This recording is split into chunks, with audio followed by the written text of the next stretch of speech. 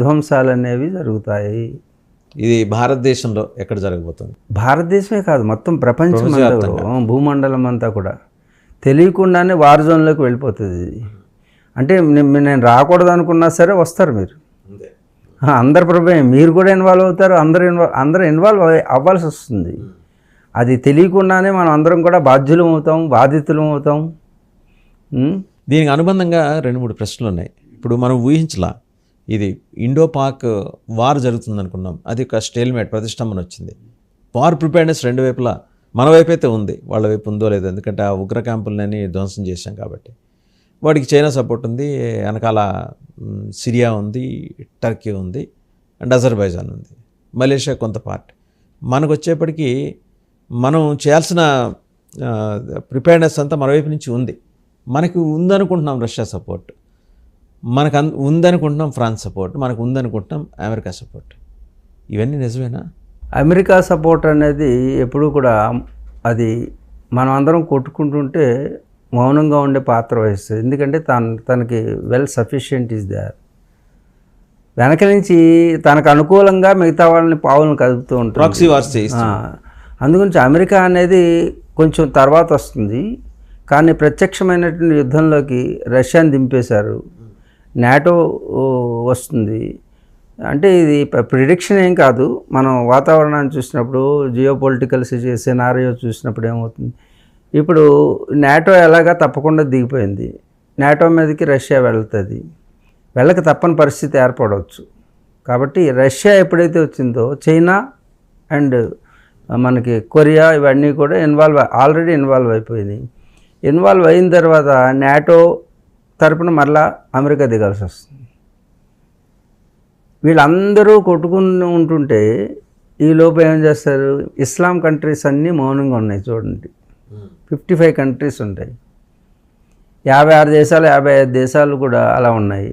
అప్పుడేం చేస్తుంది టర్కీ, ఏం చేస్తుంది, టర్కీ అజమాయిషిలోకి వీళ్ళందరూ వెళ్ళిన తర్వాత పాకిస్తాన్ యాడ్ అవుతుంది, చైనా యాడ్ అవుతుంది. ఈ చైనా యాడ్ అయిన తర్వాత ఏమవుతుంది, రష్యా సపోర్ట్ అటు వెళ్ళిపోతుంది ఊహించినట్టుగా. వెళ్ళిపోయిన తర్వాత అత్యంత ఫాస్టెస్ట్ ఎకానమీ అయినటువంటి భారతదేశాన్ని ముందు నొక్కితే రష్యా చైనా యొక్క ఆర్థిక స్థితి నిలబడేటువంటి అవకాశం ఉంటుంది. కాబట్టి రష్యా అటు వెళ్ళేటువంటి అవకాశం ఉన్నది. ఓకే, మనకి ఎప్పటి వరకు మిత్రదేశం అనుకున్నటువంటి మిత్రదేశం, మనం ఎంతో ఆదరించేటటువంటి దేశం, మనకే సపోర్ట్ లేకుండా అయ్యేటటువంటి పరిస్థితి ఏర్పడవచ్చు. అంటే జియో పొలిటికల్ అఫైర్స్లో అంటే మీరు తీసుకున్న మార్గం అంటే కలికి అంశారూపంలో వచ్చిన దానికి కారణంగా అంటున్నారు. బట్ జియో పొలిటికల్ అఫైర్స్లో పొద్దున్న డెవలప్మెంట్స్ సాయంత్రం ఉండవు. అదే చెప్తున్నా. ఇప్పుడు ఇదంతా జరిగేది ఆ అంశాల వల్లనే అంటున్నాను. వీళ్ళందరిలోనూ ఈ అంశాలు ఉన్నాయి. కార్యకారణ సంబంధం చెప్తున్నారు. మీలో ఇప్పుడు ఇక చూసే ప్రేక్షకుల్లో కూడా అదే అంశ ఇప్పుడు కనెక్ట్ అవుతాం అనమాట. నాకు ఇది పాజిటివ్గా కనెక్ట్ అయ్యేవాళ్ళు పాజిటివ్గా కనెక్ట్ అవుతారు, నెగిటివ్గా కనెక్ట్ అయ్యేవాళ్ళు నెగిటివ్ అవుతారు. కాలం యొక్క స్థితిగతులను బట్టి మీ మానసికమైనటువంటి అలలు, దాంట్లోంచి వచ్చేటటువంటి యాక్షన్, థాట్ అండ్ యాక్షన్. మరి ఆయన ఎందుకు రావాలండి అంటే, ఆయన రావడం అంటే ఏంటి, ఆయన యొక్క శక్తి మనలోకి అలా ప్రవేశిస్తుంది అన్నమాట. టూల్స్ ఏవి ఆల్రెడీ ఉన్న టూల్స్ని ఉపయోగిస్తారు. మీరు ఒక టూలు, ఆయన ఒక టూలు, ఆయన ఒక టూలు, అలాగే మోడీ ఒక టూలు, అక్కడ ఉన్నటువంటి Russia. That is the case అండి. అంటే మనం రష్యా దాకా వచ్చాం. రష్యా అంటే మనకి గాఢంగా పెనవేసుకున్న బంధం సిన్స్ నెహ్రూ గారి దగ్గర నుంచి, పండిట్ నెహ్రూ గారి దగ్గర నుంచి. ఇవాళ అది రష్యా మన నుంచి డిసోసియేట్ అయిపోతుంది అనేటటువంటి రూఢిగా మాకు తెలుస్తుంది. ఎందుకంటే మనం ఎంతో మిత్రుడు అనుకున్నవాడు శత్రువుగా మారుతారు. ఇది కారణం ఏంటి, ఉదాహరణ మీరు చూసినట్టయితే ట్రంప్ అండ్ ఎలన్ మస్క్, ట్రంప్ని సీట్లో కూర్చోబెట్టులు, వాళ్ళు ప్రాణమిత్రులు కూడా కాదు, గాఢమిత్రులు. చూసారా, ఎలన్ మస్క్ కొత్త పార్టీ. ఇది ఏమంటారు వినాశకాలే. వాళ్ళిద్దరూ కలిసి ఉన్నటువంటి వాళ్ళు ఎందుకు అంత గట్టిగా కలిసి ఉన్న వాళ్ళు ఎందుకు విడిపోయారు. అలాగే రష్యా మీద చైనా గూఢచర్యం చేస్తుందని లేటెస్ట్ ఒక కథనం. ఇప్పుడు వాళ్ళిద్దరు మిత్రుల దేశాలు, వాళ్ళిద్దరూ మిత్రులేగానే ఉంటారు.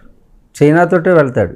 ఇప్పుడు ఈరోజు వచ్చినటువంటిది ఇలా ఉంది కదా, చైనాతోటి వెళ్ళవలసిన పరిస్థితి ఏర్పడుతుంది. మరి పాకిస్తాన్, మిత్రులు శత్రువులు అవుతున్నారు. మరి మనకి పరమశత్రువు చైనా మనకి మిత్రులు కారు.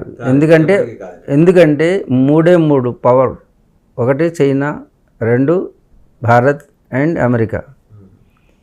ఈ మూడిట్లోనూ వారు ఎలా అంటే మనం ముందుండాలి అనేటటువంటిది వాళ్ళిద్దరికీ ఉంది, చైనా అండ్ అమెరికాకి.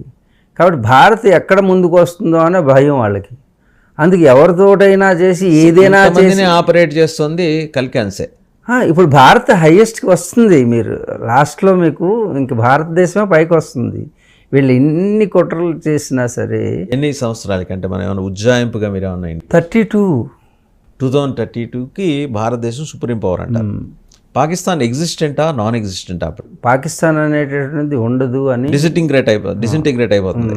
నా ప్రెడిక్షన్ కాదు, సిద్ధాశ్రమం యొక్క నేను అర్థం చేసుకున్నటువంటి దాన్ని బట్టి వాళ్ళ యొక్క కోడ్ని నేను డీకోడ్ చేసినంత వరకు మాత్రం 32లో మొత్తం అంతా కూడా సనాతన ధర్మం అనేది మరలా ప్రీవిల్ అవుతుంది, మొత్తం రివైవ్ అవుతుంది అంతా రివైవ్ అవుతుంది. ఎప్పటి నుంచి అడుగుదాం అనుకుంటున్నాను, లాస్ట్ టైం కూడా చాలామంది మీ ఇంటర్వ్యూ చూసిన తర్వాత మీ శిరస్సు మీద అలా రింగులుగా ఏంటండి అది? చాలా అంటే మీ సాధన అంతా దాంట్లో నిక్షిప్తం చేసుకున్నారా? మీ తపస్సుకి సంబంధించిన ఈ జటాజూటములు అంటారు. చాలామంది అనుకుంటారు ఈ జుట్టు అని అనుకుంటారు, మామూలు వాళ్ళకి జుట్టే. కానీ సాధకులకి ఎప్పుడూ కూడా ఇవి యాంటీనాలా వర్క్ చేస్తుంటాయి. మీరు బయట యాంటీనాస్ అంటుంటారు కదా, అంటే సిగ్నలింగ్ వ్యవస్థని నియంత్రించడానికి ఇది తాంత్రిక సాధనలోకి వెళ్ళినప్పుడు మేము ఏం చేస్తామంటే జటాజూటాలు అవసరం అవుతాయి అన్నమాట. దీనికి ఇన్నని దీంట్లో లెక్క ఉంటుంది. తాంత్రిక సాధన అంటే తాంత్రిక సాధన అంటే కొన్ని మీకు ఏం చెప్పాలి, విశేష శక్తులు అంటారా? విశేష శక్తుల్ని వశం అంటే కొన్నిసార్లు నెగిటివ్ అండ్ పాజిటివ్ కూడా శక్తి మా దృష్టిలో. సో సూపర్ న్యాచురల్ పవర్స్ మీరు వశం చేసుకుంటారు? మేము వశం చేయడం కాదు, ట్రాన్స్మిట్ చేయడానికి. ఇప్పుడు ఒక సంకల్పం ఉందనుకోండి, ఆ సంకల్పాన్ని ట్రాన్స్మిట్ చేయడం అంటే లౌకిక సంకల్పాలు కాదు, మొత్తం విశ్వానికి సంబంధించినటువంటి నెట్వర్క్కి సంబంధించినటువంటి విషయాలు మాకు సిద్ధాశ్రమం నుంచి మేము తీసుకోవాలన్నా, మళ్ళీ సిద్ధాశ్రమం నుంచి వచ్చేటటువంటి సిగ్నల్స్ని మొత్తం విశ్వంలోకి ప్రసరింప చేయడానికి ఇవన్నీ కూడా ఇవి ఇలాగా వస్తాయన్నమాట. ఒక్కొక్కటి ఒక్కొక్క యాంటీనాలా వర్క్ చేస్తుంటాయి. ఇవన్నీ కూడా చాలామంది అనుకుంటారు దీనికి ప్రతి దానికి కూడా ఒక ఛాయాంశం ఉంటుంది. అంటే లోకంలో ఒక ఒరిజినల్ ఉంటే దానికి డూప్లికేట్ ఉంటుంది. డూప్లికేట్ మనకంటే బాగుంటుంది. జనం అనుకుంటారు ఇదేదో ఎక్స్టెన్షన్ ఇవి అని, వాళ్ళ దృష్టితో వాళ్ళు చూడవచ్చు, కరెక్టే, వాళ్ళు అనుకునేది కరెక్ట్. కానీ మాకు మాత్రం పర్పస్ లేకపోతే ఇంత బరువు మోయడం మాకెందుకు. ఒక మీరు 45 ఏళ్ళు 50 ఏళ్ళ సాధన, ఇది 36 సంవత్సరాలు నేను సాధన చేసుకున్నాను. అలా అనుకుంటే గత జన్మ నుంచి కూడా సాధన ఉంటే